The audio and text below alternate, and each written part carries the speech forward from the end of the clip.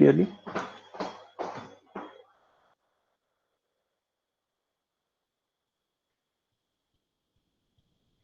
Okay. All right. So in the previous class,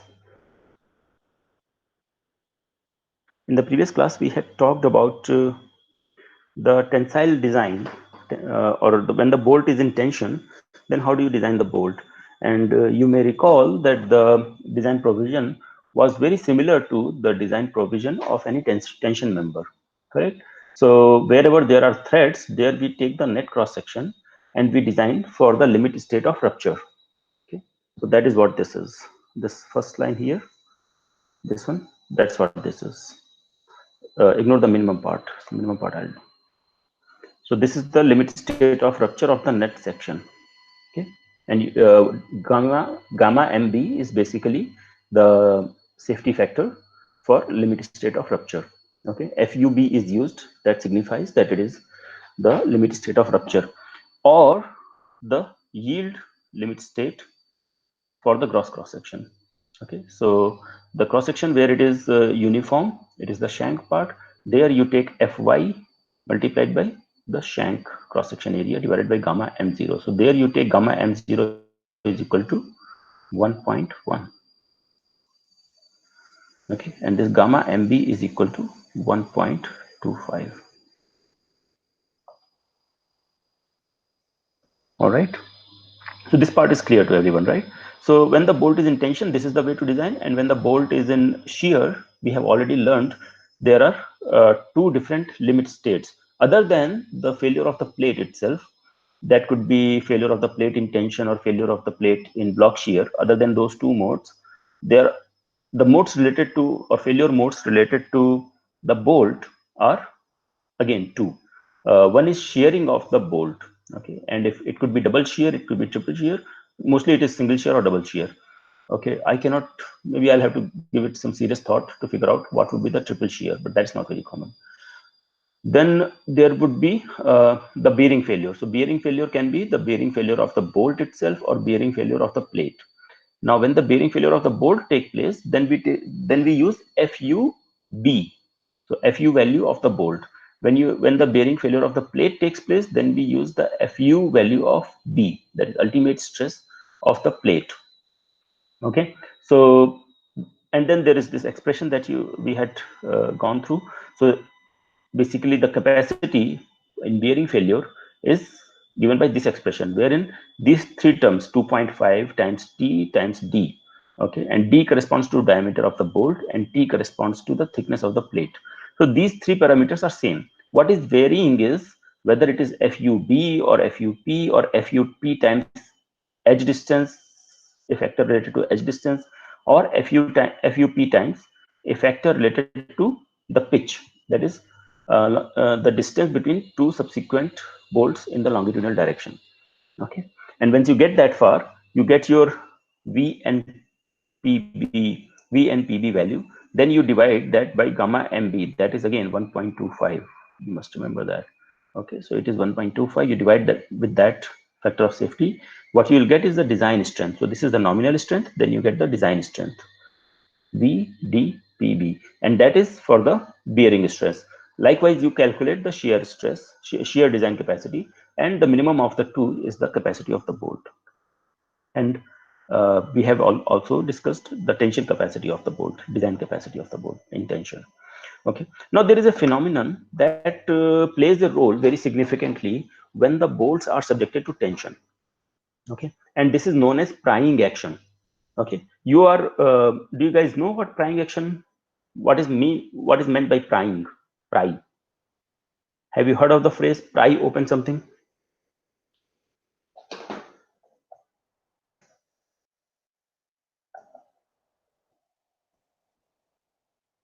How many of you are familiar with this prying open something, or pry, PRY? No? Okay, so prying is basically, you must have learned about some simple machines in your third grade, maybe, uh, when when they were talking about these things where you use a rod. So for example, to gain a leverage, let's say I want to move this part. and this is the support I have available, and I want to move this part. The challenge is that this part is very hard to move. Okay, but it does not require a lot of movement. It requires only small movement. So what I can do is I can use a bigger leverage. I can use a rigid bar to push it under it and then pry it open, right? So this action is called prying. You understood now? So this,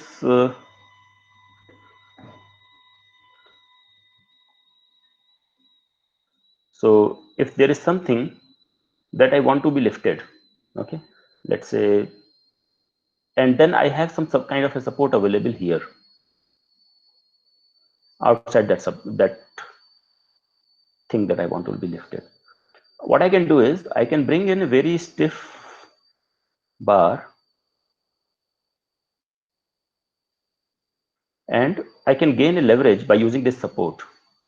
So this bar is very stiff, and using this support I can gain a leverage, and then if I apply a force here I can pry this thing up. Okay, and the similar thing you use to open a jar. So if you have these tin boxes, so sometimes they require this kind of a prying. So you put a spoon at the edge and you pry the jar open, right? So you understand the context. Okay, where does this word come from, this prying word? Now how does that phenomenon, prying open something or prying something, plays a role in tension bolts? So for that you must understand that the bolts, even though they may be they are supposed to provide stiff connections, but they are not 100% stiff, 100% rigid. They have some flexibility, and this phenomenon of prying occurs because of the flexibility of your bolts and flexibility of the bolt connection.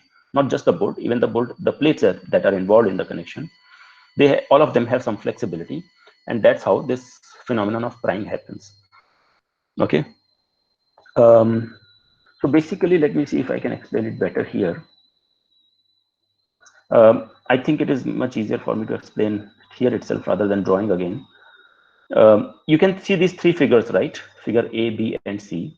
If you look at figure B here, what it is showing you is basically two plates. So these are two T plates which were straight in the beginning. Okay, so this was one plate, T section, you can say, and this is another T section. We put them together, and then we bolted them together.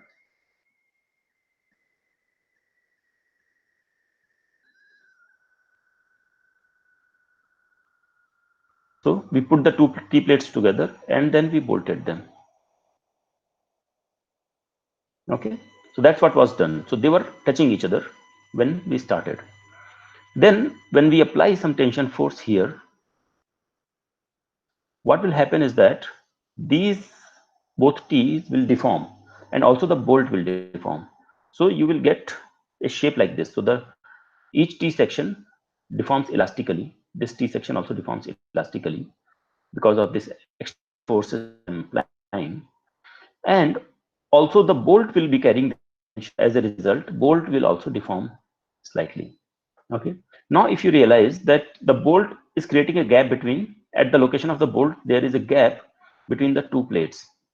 Okay. And these plates are also deforming. So these plates basically want to go. So there is at the location of the bolt, the plate was not originally straight. It was originally horizontal, but now after deformation, this plate has got an angle. Similarly, this plate has got an angle. Okay. What it means is that beyond the location of the bolt, these plates may again go and touch each other. Okay.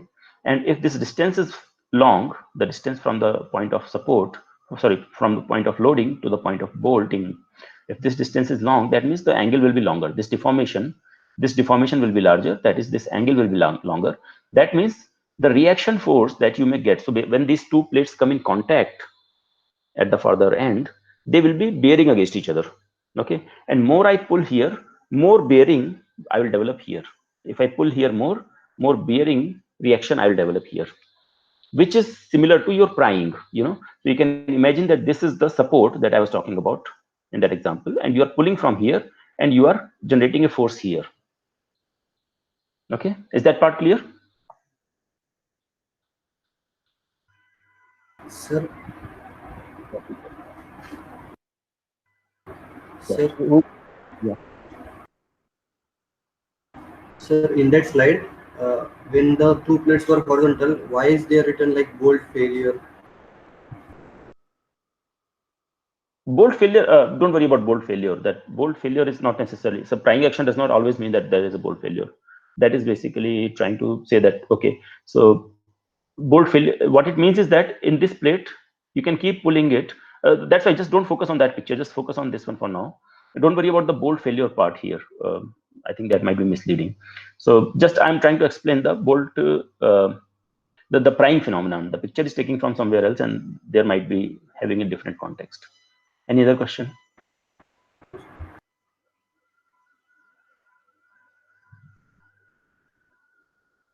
So prying phenomenon is clear, right?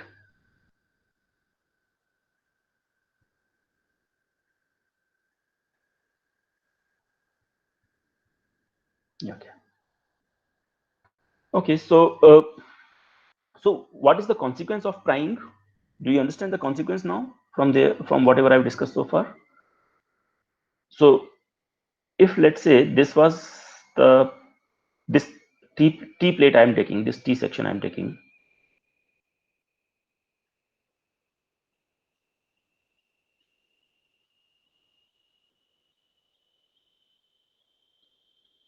I'm applying a force T here, let's say, and ideally the bolt should have been applying a force T by 2 here and a force T by 2 here, correct? And these two T by 2s should have balanced T completely. But now what is happening because of prying, these at the end here, at this location, this is coming in contact with the other plate and it's bearing against it. When it is bearing against it and more force I apply here, more bearing I get here, and that bearing is making it go in this way. Okay, so that is my prying force,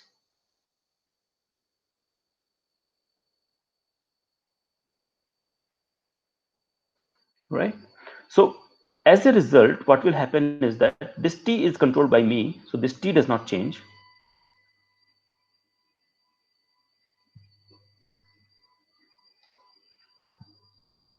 So this T is controlled by me, this T won't change. But what will happen is that now I have got a force that is complementing, that is adding to my T. Similarly, I have got a prying force here. An additional prying force is acting here now,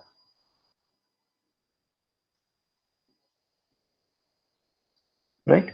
So these two prying force will add to my T. So as a result, I'll call this prying force as Q and Q. So as a result, what will happen? I'll get a, or maybe I'll call it Q by 2. Let me see what is the nomenclature used here. I think it is Q only. Sorry.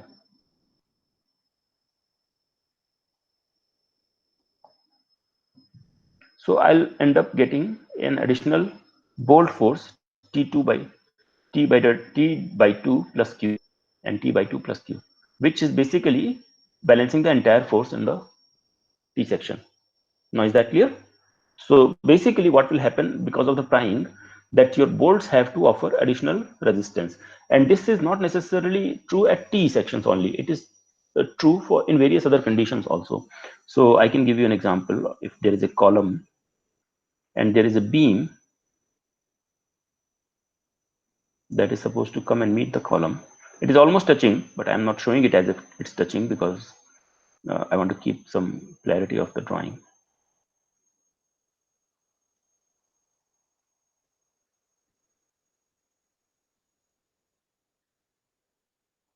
So there is an angle here. I have put some angles, I have put some bolts here to connect this angle to the flange of the beam, and then I have put some bolts here to connect.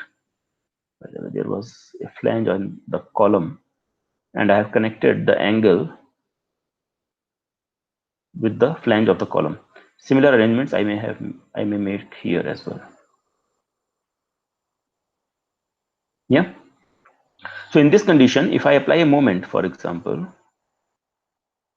which is causing a tension here at the top. So if this part is in tension, this bolt is in tension. Now if you look at this angle wants to move away. So if I look closely in this area, this angle would deform.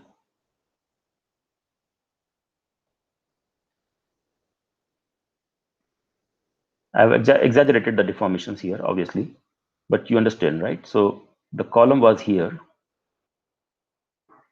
This is where my bolt was, and the beam was originally starting from here, but now it has moved a little bit far because of the moment effect. The beam top flange has moved away, and this is the other bolt.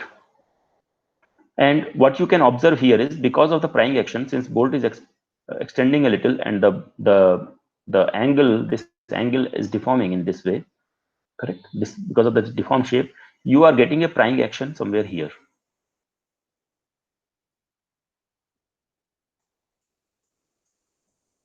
Okay, and because of this prying, you are getting additional tension force.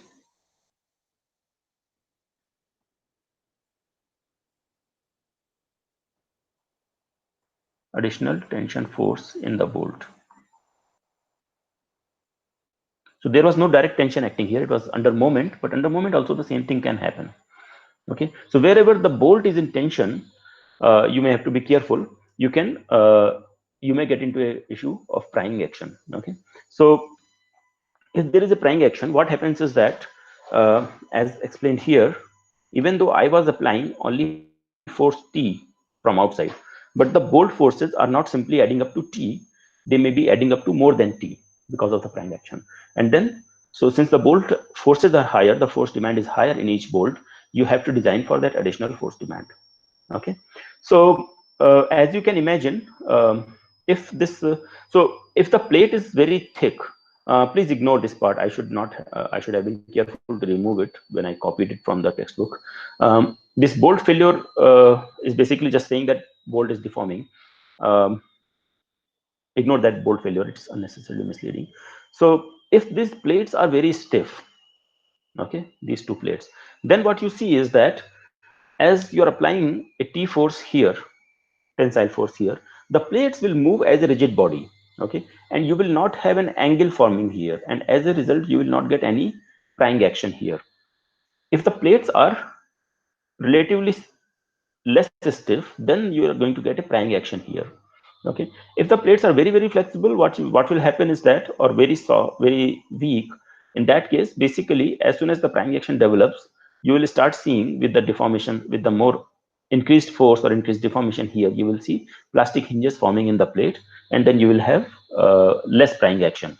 But we should typically try not to have the failure of this kind. We try to avoid this, because if this kind of a hinges are forming, that means the plate itself is not able to resist the load, and we should make sure that at least the plate is able to resist the load. So ignore the C possibility. Possibility is not a good design. Okay, because if the plate is developing so many hinges, then that's not a good design. It will deform too much. Okay, A and B are acceptable designs. Now it may not always be possible for you to provide this kind of a kind of an arrangement, because you need a very stiff plate here. Okay, because the plates would usually have much smaller strength in flexure than in tension. So a relatively thinner plate would be sufficient for carrying a force in this direction. So this plate may not be very thick, but then you have to provide a very thick plate here to avoid prying, which may not always be feasible or practical.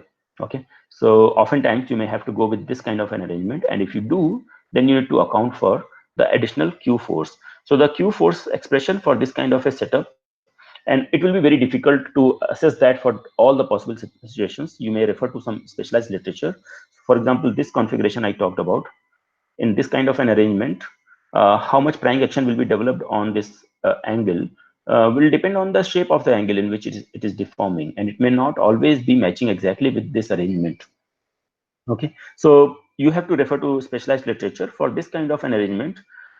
This equation is given wherein the additional additional Q is not for crying, it's prying, sorry. The additional prying force Q is given by this expression. Now, a couple of things I mentioned already. One is the thickness of this plate.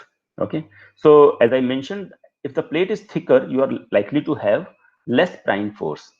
Okay, assuming that the plate remains elastic. Okay, so let's see what does this expression do. This is the thickness of the plate T. So if T is more, that means this expression is more. That means this expression is more or less. So P is greater. If I increase the value of T, sorry, if the T value is increased, then this expression becomes larger. But then this expression becomes larger or smaller? Smaller. Smaller, right? Because that there is a negative sign. So more this increases, more this decreases. So you got smaller value of this, that is smaller value of Q. So larger the value of T, smaller the value of prying force, right? That makes sense because as you could see, there won't be any deformations and there won't be any contact of the plates. Makes sense, right? Similarly, you can see, by the way, there is some confusion here. This are not marked clearly. In the figure, it looks like Ly, but in the expression it is written as LV. So be careful, this is actually LV. So this thing has to be corrected to LV. It is not really Ly. It is not very clearly written, so it would be confusing. Okay. So another important factor that maybe you can work with is Ly or LV rather. So LV, if you see, this LV, if LV appears at two places, if LV value increases, Q increases. That is straightforward. If LV value increases here, that means this value decreases. That means this value increases. That also leads to Q increasing. So LV value increasing means Q increasing. So if there is a, that again leads to the issue of plate flexibility. If this length is long, that is this length is long, that means your plate is more flexible. So if this plate that is deforming, if it is more flexible, then you will have larger Q value. That is evident from the expression if you compare T value or if you compare LV value. Okay. The role of LE is a bit complex because it appears in conflicting spaces. So for different values of these things, the role of LV will vary. Let's not get into that. Another parameter of importance could be this beta factor. Beta factor value, there are two values given. One is for non-pretensioned bolt and one for pretensioned bolt. Yeah. So I would like some to hear from you. Can you guess why beta? And by the way, what does that mean? If beta is 2, okay, that is for you to figure out. Why is the value of beta larger for pretension bolt, and why is the value of beta smaller for, sorry, why is the value of beta larger for non-pretension, that is snug tightened bolt, and why is it smaller for a pretension bolt? Uh, Yeah. for a pretension For, board, go ahead. Who is it, Charu?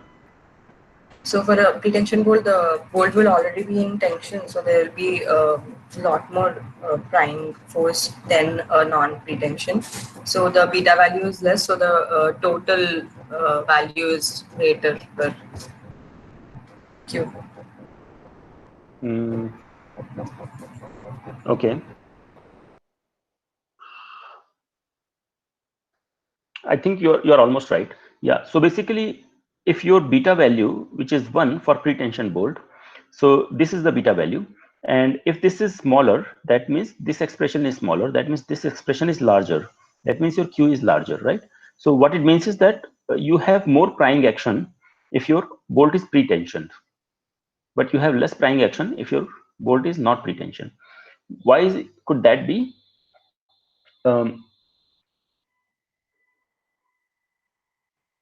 Because with pre-tensioning, that means with tensioning comes prying, right? yeah. Can you repeat? Sorry. Pre-tension bolts are the ones which are tension before, so which Yes. means like whenever there is tension, there is a possibility of prying too. No, no. See, both of them are for tension only. External load itself is tension. Um, Let me try to explain.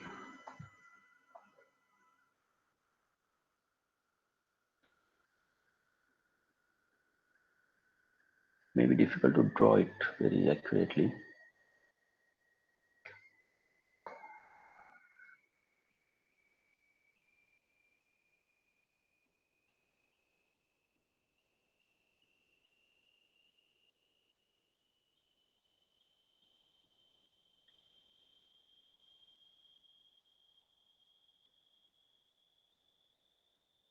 Okay, and let's say this is the line of symmetry. I don't want to draw on both sides.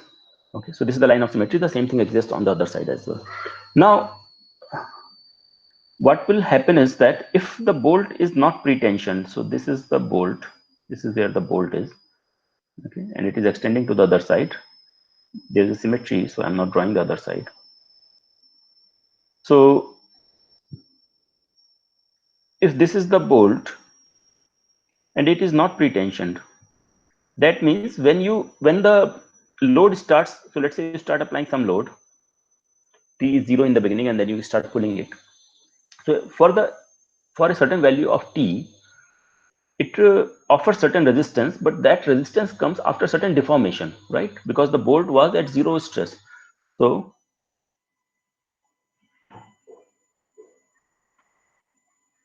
so let's say this is the behavior of the bolt. Ignore this dot here. So this is deformation, this is force in the bolt. So bolt has a force deformation curve, and let's say you are applying a certain t which is leading to a certain force value.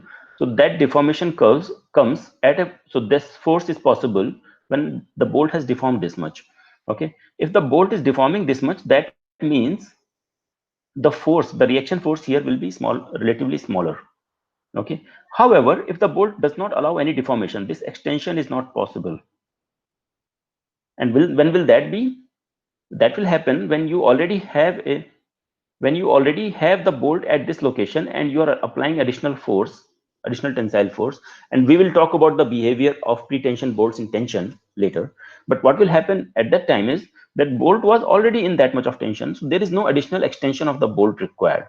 Okay, that means all this deformation, again I'm drawing this line of symmetry. So the bolt does not want to extend, maybe it wants to extend only a little bit.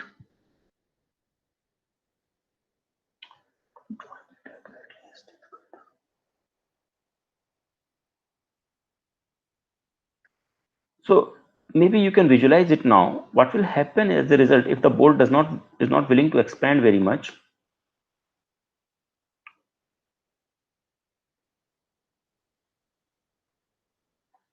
If the bolt is not willing to expand very much, is that whatever pull you are getting, the corresponding movement has to be downwards. Okay, and since there is another plate sitting here, there would be more demand for relative movement at that very end, because the bolt is not willing to move away from each other. Since the bolt is not willing to expand, there will be more prying force here. If the bolt is willing to expand, if it's a softer spring, imagine, then you will not get so much of a reaction here. But if the bolt is not willing to expand, and when will it not be willing to expand? Because when it is already in stress, it is already expanded whatever it had to, so it will not be willing to expand any further, and as a result you will have more significant prying action. Okay, I hope it is clear to most of you. All right, so this prying action, the expressions are available in the code. You just need to go to clause number 10.4.7 and you will get the expression. So this force demand you need to add to your bolt force demand, and calculate and compare this new force demand with the capacity. So bolt capacity does not change, it remains what it was before, but the additional force demand comes. Okay, any doubts?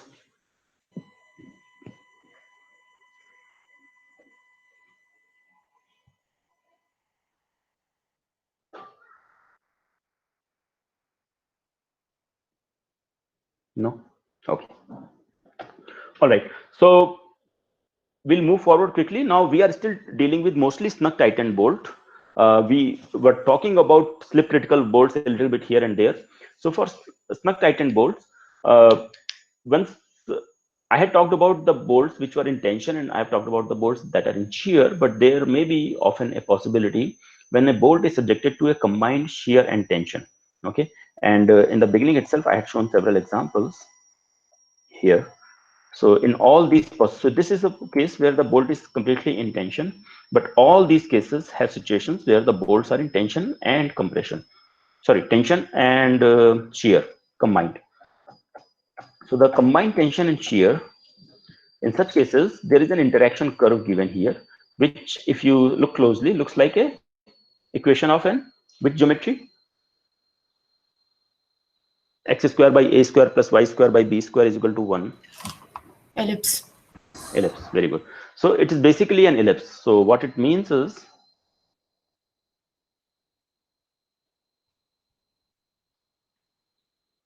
if this is your capacity in tension, this is your capacity in shear. I'm plotting shear and tension capacities. Okay. Oh my God. All right. So there will be an elliptical surface.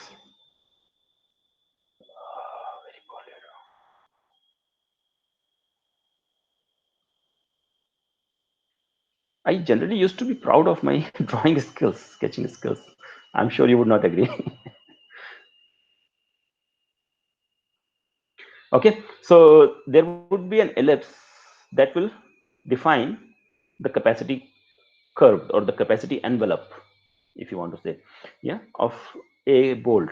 So bolt, if it is inside this envelope, so this is your V,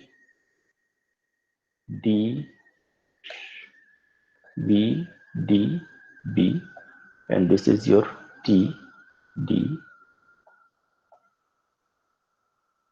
B. All right. So as long as you are within this envelope, the bolt is within this envelope, you are safe. So these are the capacities in individual uh, loads. If it is this the tension capacity, this is the shear capacity, which is combination of all types of modes of shear failure and tension failure. Now, of course, it is empirical because bearing failure of a bolt in shear, let's say a bolt in shear may have a bearing failure, and that combined with tension failure, which does not have much to do with bearing, uh, does not make much sense to let them interact like this. But anyway, this is the equation, so you can use this equation to calculate the capacity. In the worst case, it will be conservative, so what's the harm? Okay. All right, so this is obvious, right? And of course, there is no fundamental reason why the curve should have an elliptical shape. Why not some other weird geometry? Okay, why not a straight line? So this is purely based on some experimental data they have come up with, and the actual mechanics is much more complex for us to try to figure out actual formulation. Yeah. All right. So moving forward again, any questions so far?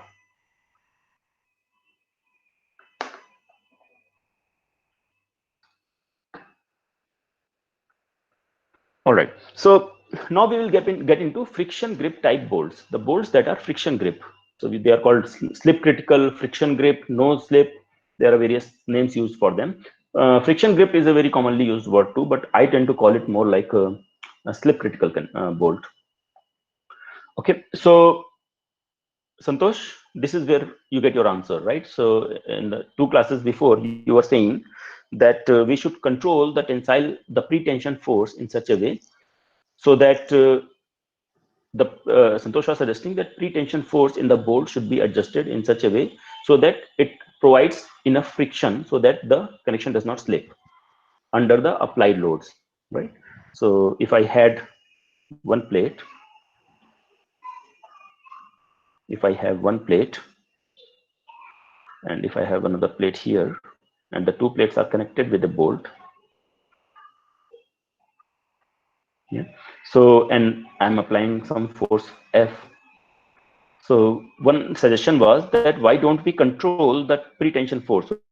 So we can apply some pretension force on this bolt. So that will put the two plates together in compression. And since we know the friction coefficient, why don't we control the pretension force in such a way so that it can resist the F value? But that is not how typically you do it, because you typically try to apply the pretension, because controlling the pretension force is not as easy that you can modulate it to 5%, 10% range. So usually you apply the pretension force slightly close to its yield value, bolt's yield value, okay, or proof stress value, because it's high strength bolt, so it does not have a yield point. It has a relatively vaguely defined the proof stress point. So you try to stress it every time very close to its proof stress value. Okay, so that is the idea. Now the question is, after you put it to proof stress value, maybe also what do you save? Like, let's say you don't do the full pretension, you do only part pretension. You don't save anything in the material side, right? So why not do the full pretension? And then you apply friction force. And if you find that your friction force is higher than the, sorry, your actual force, applied force is higher than the friction resistance, okay, then what you can do is you have to provide more bolts. You cannot increase the force further because you are already very close to the yield point, which is proof stress for such kind of bolts. Okay, so the capacity of each bolt in friction is given by mu f, which is the friction coefficient, multiplied by the number of surfaces, and E is the number of interfaces offering friction. So in this particular case, there is only one interface. There is only this interface where you are expecting friction. Okay, so how many interfaces are there which are undergoing friction? What happened? I had just drawn it, it went away. Okay, so there is this, only one interface would be there which will be offering this friction. Then KH is for clearance hole. So if it is, basically it's a factor which controls whether the hole is bigger than required or if it is exactly the bare minimum size hole. And as I had mentioned, because what may happen if the hole size is slightly bigger than what is minimum required. So if I have a bolt of 18 mm size, my bolt should be maybe 20 mm, or if my, I have to go to that table and see the numbers again. Let's assume that minimum bolt size, minimum hole size is 20 for an 80 mm bolt. Okay, so if you provide 20 mm bolt, that is a good arrangement. But sometimes you may have to provide a larger extra clearance hole. So let's say you have provided slightly bigger hole. In that case, the area of contact between the bolt head and all those things, and the effectiveness of the pretension will be compromised. In that case, you have to use a smaller value of KH for a bigger hole. Okay, so the value, so that is basically saying, equivalent of saying is that your effectiveness of your clamping force or pretension force is less. Okay, and F0 is the minimum bolt tension, which is typically taken as proof load, which is typically taken as 0.7 times the FUB value. Okay, actually you can go to that particular code I had mentioned previously, I think IS 4000, right? And you can go there and you can get the values of exactly the proof load, minimum proof load that is required. Okay, it may be lower than 0.7. 0.7 is a rough value. I'm sorry. Can you hold on for a minute? I'll come back to the class in a minute.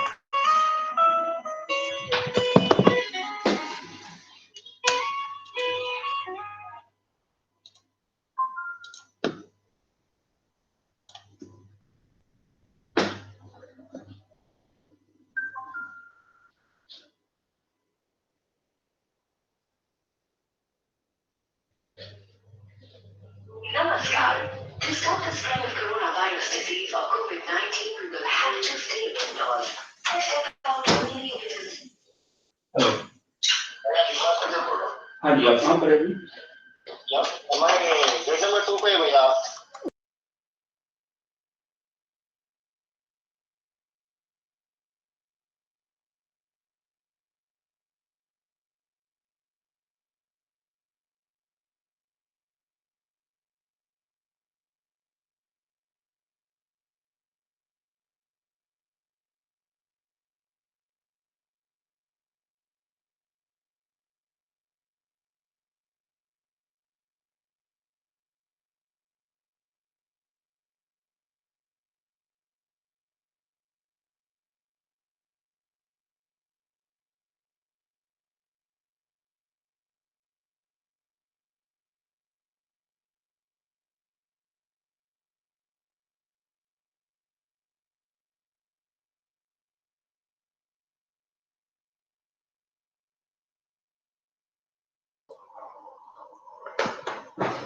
Hello. Yeah. Sorry. So I had to take this phone call. I'm sorry. Okay. So the capacity in shear for such kind of a connection.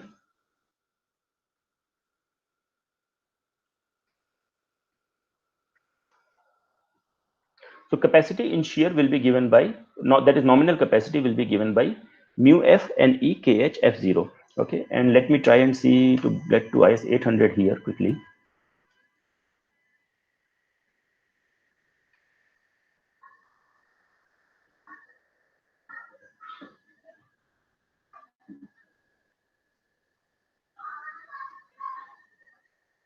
Okay, so if you go to table number 20 on page number 77, okay, so here you get to see a table that provides you for which kind of surface you will get how much of friction coefficient. Okay, and these values are slightly conservative, but that's a good thing. So if you see, the values vary between 0.1, almost there is no value smaller than 0.1, 0.1 friction coefficient to almost 0.52, that is the largest friction coefficient. Okay, so and 0.5 is also surface blasted with short or great. Okay, okay, so 0.1 is basically the painted surfaces. So if it is red lead painted surfaces, and for sand blasted surfaces after some rusting and so on, then you will see that the coefficient can be of the order of 0.48. Sand blasting basically creates very rough, some kind of a roughness on the surface. Okay, so in such situations, your friction coefficient can be up to 0.5, and there are various values in between. So you should know beforehand what kind of sand surface treatment has to be done, or the designer has to decide what surface treatment should be done before you go for this kind of a bolting. For galvanized surface also, galvanized surfaces are quite common because they provide you the rust protection against rusting. So blasted with shorter grit and hop dipped galvanized. So if you do the blasting with shot or grit, that is very fine material, which if you blast with will create small dents on the surface, which will improve the friction. But if you do the hot dip galvanization, so galvanization is you guys are familiar with galvanization, right? If you're not, please search on YouTube what is galvanization. You will find plenty of videos about galvanization. So if you do the galvanization, again your friction coefficient will be reduced to very small value of 0.1. Okay, so that is similar to, so if you do any kind of a rusting protection treatment, mostly friction coefficient will be very low, of the order of 0.1.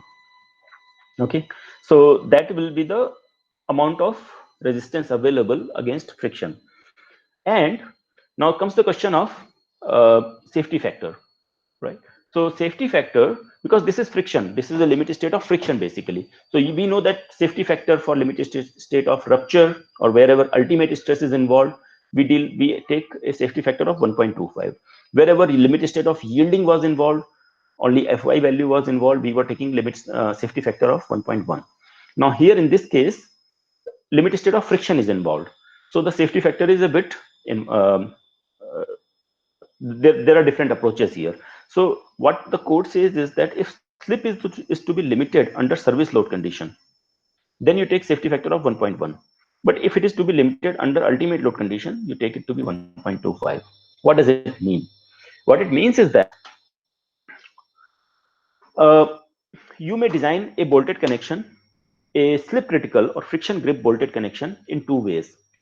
One approach could be that I have tightened the bolts so well that no matter what limit state is, no matter what loads are coming in, okay, for my full load demand, I am not going to have any slip between the plates that are tightened together with a set of bolts. That is one approach. That approach is basically what you're saying, under ultimate load conditions, I want the connection to have no slip, and the force should be transferred through friction only, no matter what loads. For all my design loads, ultimate loads, everything, it should only transfer the force through friction. For that to happen, you have to use this expression for the design loads, okay, and then use a factor of 1.25 here. This factor of 1.25 you should use to calculate the capacity of the connection. However, the other approach can be, all right, so I am going to put too many, but with the previous approach, what may happen is you may have to provide too many bolts sometimes.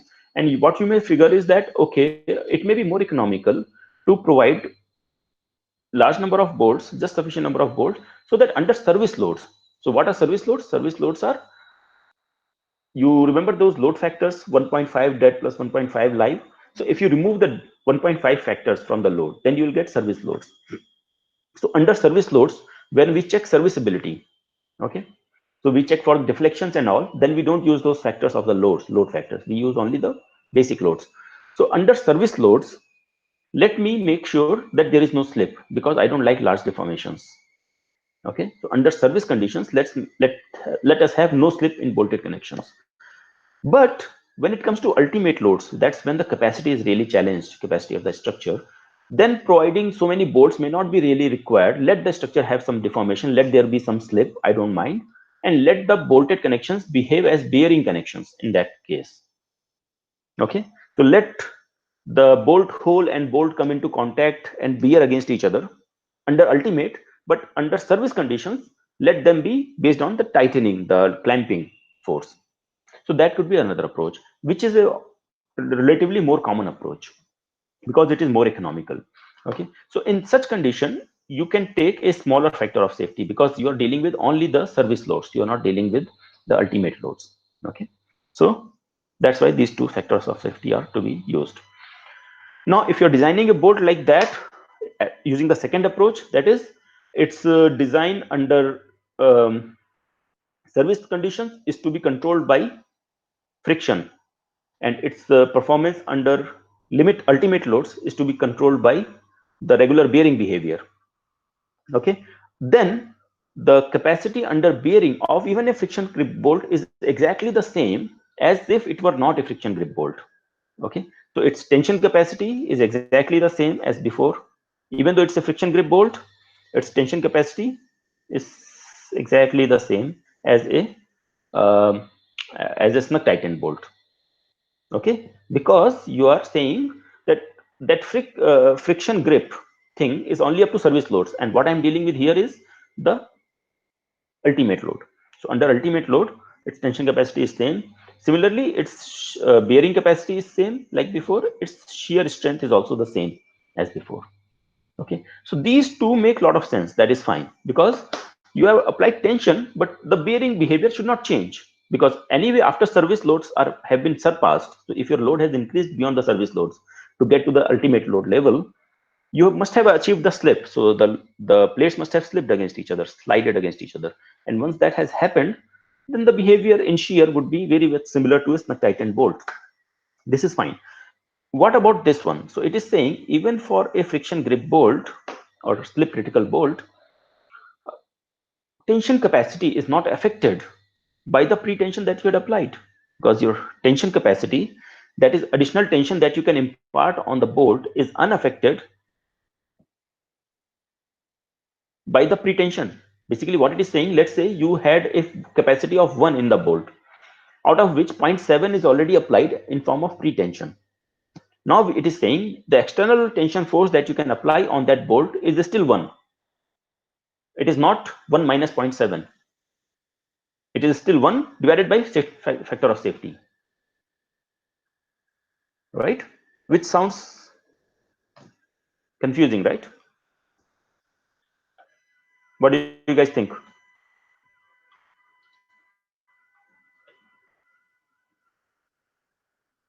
Does it make sense or not?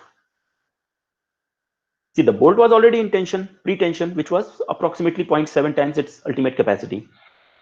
Then you applied external tension force, and the external tension force is applied in such a way so that the bolt should undergo additional tension. But what it is saying, and my gut feeling would say, okay, so 0.7 FU was already the tension available in the bolt, already existing tension.